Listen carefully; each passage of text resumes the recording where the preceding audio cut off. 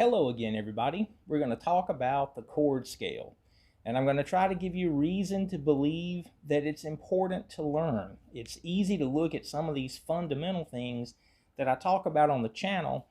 People feel like that this is like advanced in some way or that they really don't need to do it, and it can really make a difference in everyday jobs that you're supposed to be able to do as a musician. So I want to connect the chord scale to your ability to hear a chord progression. I have people all the time doing one-on-one lessons who say, hey, show me the chords to Rocky Top. It could be a basic tune like that, but you're not able to identify what those chords are when you listen to the song. It's not necessarily your fault that you can't. Maybe you've never given yourself an opportunity. For me, listening to melodies and connecting the chord, the first memory of that I have would be watching my relatives play music and not even knowing what the chords were, but just by the shape of the guitar player's hand, I could listen to what was happening and I knew which one of those shapes the guitar player's hand was about to be in. So that's probably my first memory of starting to do this, but it works the same way the major scale does. If you've learned to play a G scale and then you learn to play a melody that's in the key of G, knowing that scale greatly helps you to be able to play the melody. The same is true of the chord scale when it comes to training your ear to hear the chords. Okay, I'm going to play an example of two songs that both go to a 6 minor chord. Let's check them out. You'll recognize these.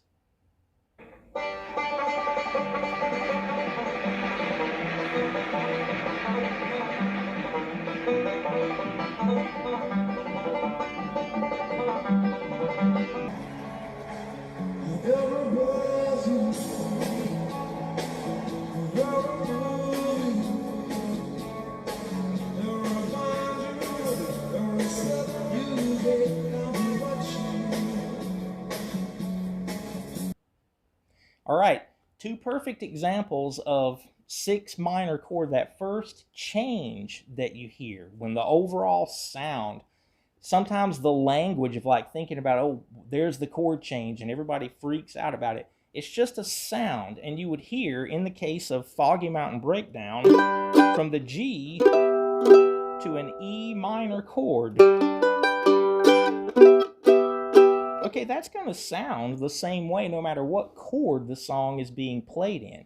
Going to a 6 minor doesn't mean an E minor. It is if you're playing in the key of G, but not always. So we're going to learn to identify that sound. Not even really, we don't even have to care what chord the song is being played in. We hear that relationship. And then the same thing, even though the music, it's a completely different kind of music, but listening to every breath you take, we hear that first chord that changes is a 6 minor. So like listening to the radio in the car or whatever, you can begin to practice this even if you don't have your instrument with you. The way to equip yourself to get started with that is to actually play through the chord scale, because it gives us an opportunity for those sounds to really fall on our ear as chords. It's going to do the same thing for you that the major scale does when you're learning a melody in a particular chord. I have a video that really focuses on that with practice habits, where you learn those fundamentals that are the foundation of what you're playing. So this is really big picture stuff. This can really change your musicianship in a foundational kind of way. So I'm going to demonstrate it with the key of C, and I'm going to try to make you understand exactly why this works the way it does. If we started with a C major chord, that's probably the first version of that you would learn, or first inversion of it that you would ever play. That's actually the 5 in the bottom of the chord. And here's the third. That's the third note of the scale. 1, 2, 3. And here's our root note. That's the C note. Another video of mine that you could check out is all about the this shape and how we layer things on that shape. So we're kind of seeing the root note there. But if I take those three intervals, those three notes of this chord, and I move each one of them to the next note of the C major scale, this is what's going to happen. The G note would move up to an A. That's the next note of that scale.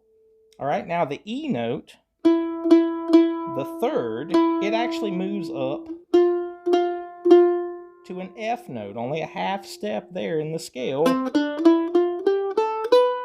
following that major scale. Now the C note is going to move up to a D. So if I put those three notes together, forms a D minor chord. That's the second chord of the C chord scale. So now from those three notes, the same thing would happen again. I'm going to move each one of those to the next interval of the C scale. The A note moves up to a B, then this F note moves up to a G. Now let's go back to our chord. The D note moves up to an E. We would have an E minor chord. That's the third chord of the C chord scale. Listen to those. Okay, the next two you're probably familiar with. It's F and G. The 4 and the 5 chords of the chord scale are major. So you'd be familiar with an F, and we would be landing there from moving each one of the E minor notes to the next interval of this scale. Then we would have an F chord. Now instead of continuing up, I could play this all the way up the neck. Let's stay more in the region of the neck that you're most likely to play and go to G right here. Okay, here comes the 6 minor. This is that same relationship that we heard with the two examples on the front or closer to the front of the video. It would be an A minor chord. 1, 2, 3, 4, 5, 6. Now the 7th chord, this is where, for some reason, this being a half diminished chord, when people hear language like that, they automatically think, man, this isn't for me. This isn't what I do. Totally wrong attitude to have. There's not anything weird about that. Every one of those notes is an interval of the C major scale, and you can hear that chord. It's like it's begging you to resolve back to the root, back to the C chord. So when we do this, I'm demonstrating it in C because it lays so nicely on the neck of the mandolin. But this is every chord scale, every major chord that you would start on obviously has its chord scale. Don't think that you need to, I think it would be great if you could play all of them, and I think it's important that you can. But what we're talking about today is a basic understanding of the chord scale and playing through those sounds to help you get to the point that if a song goes to a 6 minor, that you are able to identify that sound. We're supposed to be able to if it was a 2 minor or a 3. I also have a video about the Nashville number system. That would be another great one. That's 3 different ones I think I've mentioned that would certainly be great material to go along with this. This might even help you if you're not used to playing minor chords. Let's say you memorize a song. You memorize where to put your fingers to play the chords, and it's awkward. You're not used to playing that shape. The muscle memory hasn't developed. Just like at first you may struggle with a chop chord shape. This, playing the chord scale,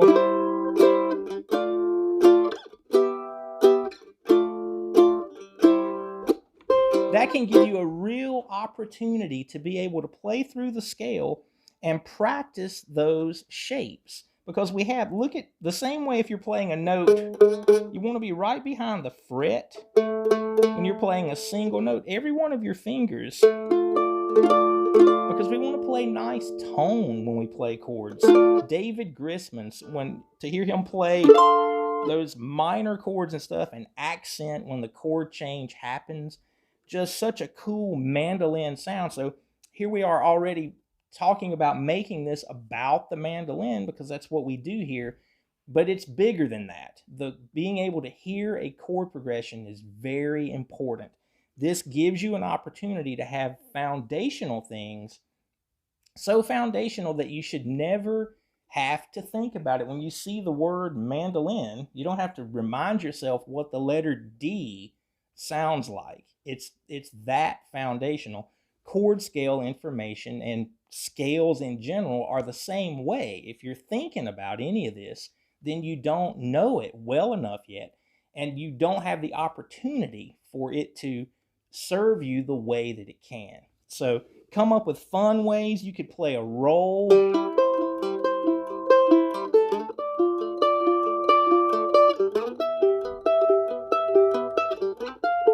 Whatever it is that you enjoy, find a way to make this fun. It could be riffs. The intervals that you aren't as familiar with are probably the minors. Start with those. It's the 2, the 3, and then the 6.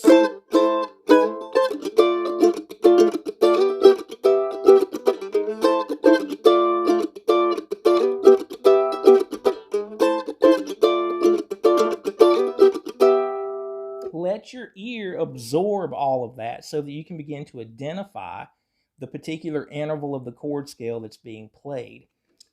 This is another thing, again, not to think of it in a chord specific kind of way.